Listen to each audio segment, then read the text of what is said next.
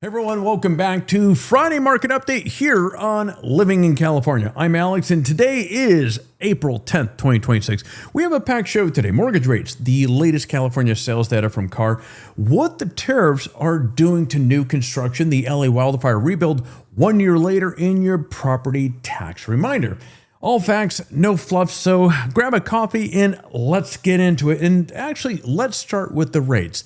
As of yesterday, April 9th, the average 30-year fixed mortgage sits at 6.37%, and the 15-year fixed average 5.74%. Now, rates bounce around this week, moving between the low 6.2s and the mid 6.4s before settling at the 6.37% by Thursday. So we're still in that 6 to 6.5 band that we've been pretty much stuck in all spring.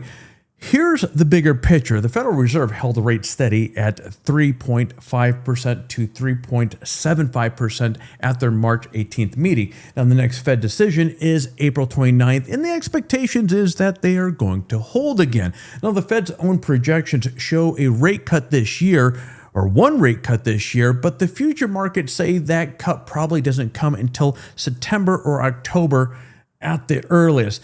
Bottom line for buyers, look, do not wait for a dramatic rate drop. If you're seeing something that you like and the numbers work, well, the numbers work.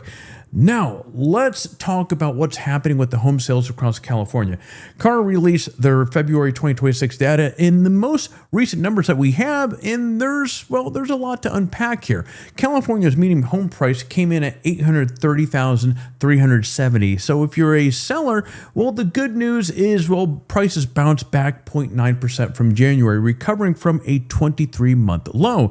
If you're a buyer, well, you're still looking at a high entry point.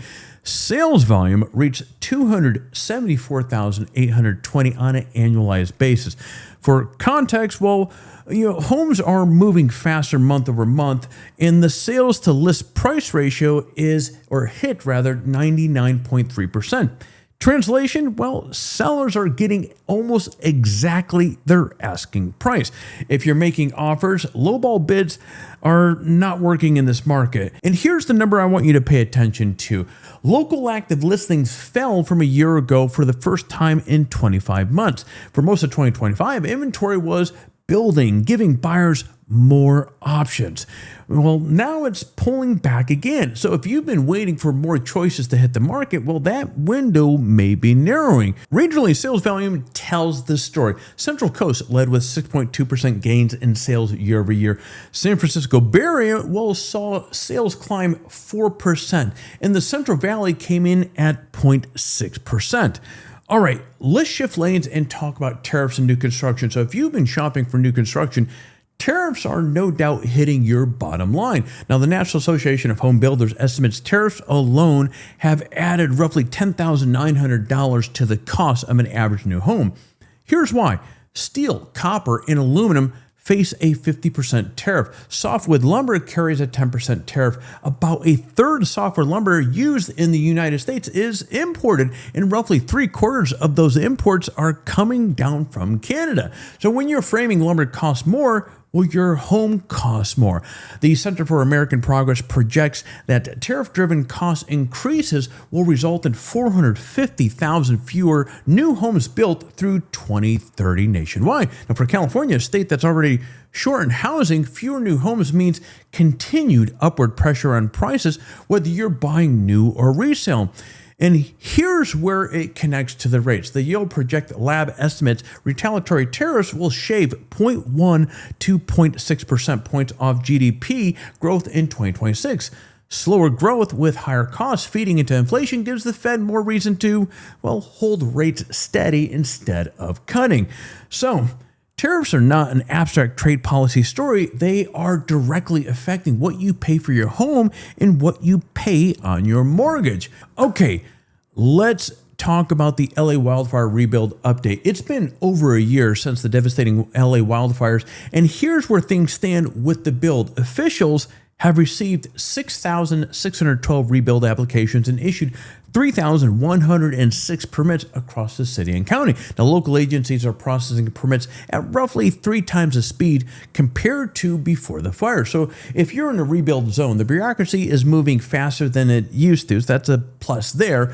Governor Newsom announced funding for factory-built and modular housing solutions to speed things up. Now, if you built your home to 2019 building code standards, well, you're going to be allowed to reuse your previously approved plans, saving you time and money. The state has also suspended building code updates set to take effect January 1st of this year to remove barriers for rebuilding families. Now, the state has also funded close to 1,000 new affordable rental homes in LA communities for fire survivors and local residents.